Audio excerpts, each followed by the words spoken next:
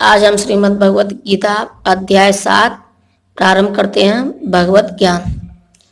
अध्याय 7 भगवत ज्ञान।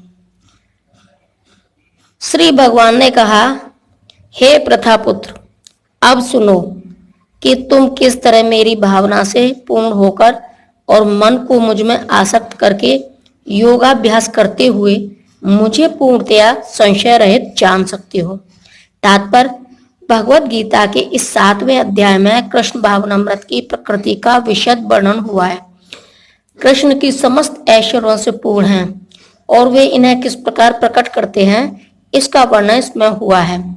इसके अतिरिक्त इस अध्याय में इसका भी वर्णन है कि 4 प्रकार के भाग्यशाली व्यक्ति कृष्ण के प्रति आसक्त होते हैं और 4 प्रकार के भाग्यहीन व्यक्ति कृष्ण की शरण में कभी नहीं आते। प्रथम 6 अध्यायों में जीवात्मा को अभौतिक आत्मा के रूप में वर्णित किया गया है, जो विभिन्न प्रकार के योगों द्वारा आत्म साक्षात्कार को प्राप्त हो सकता है। 6ठे अध्याय के अंत में यह स्पष्ट कहा गया है कि मन को कृष्ण पर एकाग्र करना या दूसरे शब्दों में कृष्ण भावनामृत ही सर्वोच्च योग है। मन को कृष्ण पर एकाग्र करने से ही मनुष्य परम सत्य को पूर्णतया जान सकता है, अन्यथा नहीं।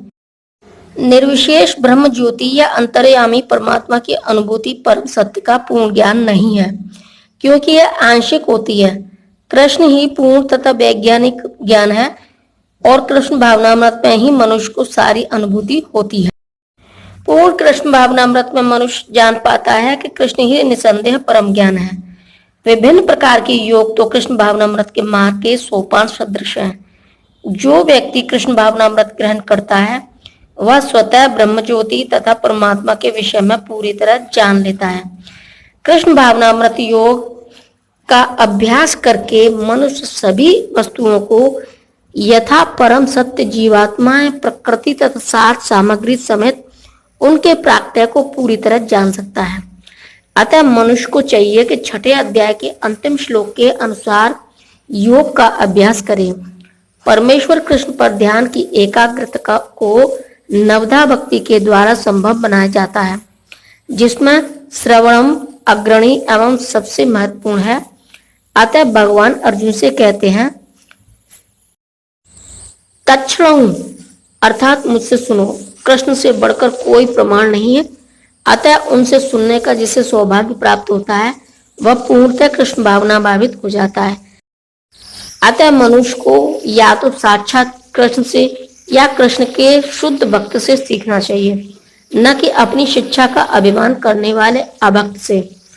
परम सत्य श्री भगवान कृष्ण को जानने की विधि का वर्णन श्रीमद् भागवत के प्रथम स्कंद के 2 अध्याय में इस प्रकार हुआ है। वैदिक साहित्य से श्री कृष्ण के विषय में सुनना या भगवत गीता से साक्षात उन्हीं से सुनना अपने आप में पुण्य कर्म है, और जो प्रत्येक हृदय में वास करने वाले भगवान कृष्ण के विषय में सुनता है उसके लिए वे शुभेच्छु मित्र की भांति कार्य करते हैं, और जो भक्त निरंतर उनका श्रवण करता है उसे वे शुद्ध कर देते हैं। इस प्रकार भक्त अपने सुप्त दिव्य ज्ञान को फिर से पा लेता है। ज्यों ज्यों वह भागवत तथा भक्तों से कृष्ण के विषय में अधिकाधिक सुनता है, त्यों त्यों वह भगवत भक्ति में स्थिर हो जाता है। भक्ति के विकसित होने पर वह रजो तथा तमो गुणों से मुक्त हो जाता है और इस प्रकार भौतिक काम तथा लोभ कम हो जाते हैं।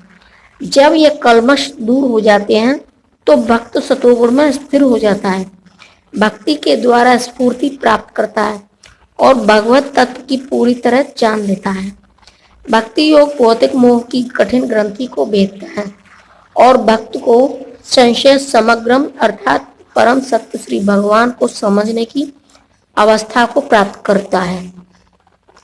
भागवत 1.2.17 से 21 में कहा गया है, अतः श्री कृष्ण से या कृष्ण भावना भावित भक्तों के मुखों से सुनकर ही कृष्ण तत्व को जाना जा सकता है। अब मैं तुमसे पूर्ण रूप से व्यावहारिक तथा दिव्य ज्ञान कहूंगा। इसे जान लेने पर तुम्हें जानने के लिए और कुछ भी शेष नहीं रहेगा। तात्पर्य, पूर्ण ज्ञान में प्रत्यक्ष जगत, इसके पीछे काम करने वाला आत्मा तथा इन दोनों के उद्गम सम्मिलित हैं। यह दिव्य ज्ञान है भगवान उपयुक्त ज्ञान पद्धति बताना चाहते हैं, क्योंकि अर्जुन जिनका विश्वस्त भक्त तथा मित्र है, चतुर्थ अध्याय के प्रारंभ में इसकी व्याख्या भगवान कृष्ण ने की और उसी की पुष्टि यहाँ पर हो रही है। भगवत व भक्त द्वारा पूर्ण ज्ञान का लाभ भगवान से प्रारंभ होने वाली गुरु परंपरा से ही किया जा सकता है। अतः मनुष्य को इतना बुद्धिमान तो होना ही चाहिए कि वह समस्त ज्ञान के उद्गम को जान सके, जो समस्त कारणों का कारण है और समस्त योगों में ध्यान का एकमात्र लक्ष्य है। जब समस्त कारणों के कारण का पता चल जाता है तो सभी ज्ञेय वस्तुएं ज्ञात हो जाती हैं और कुछ भी अज्ञेय नहीं रह जाता। वेदों का मुंडक उपनिषद 1.3 का कहना है, कस्मिन् भगवो विज्ञाते सर्वमिदं विज्ञात भवति। जय श्री कृष्ण।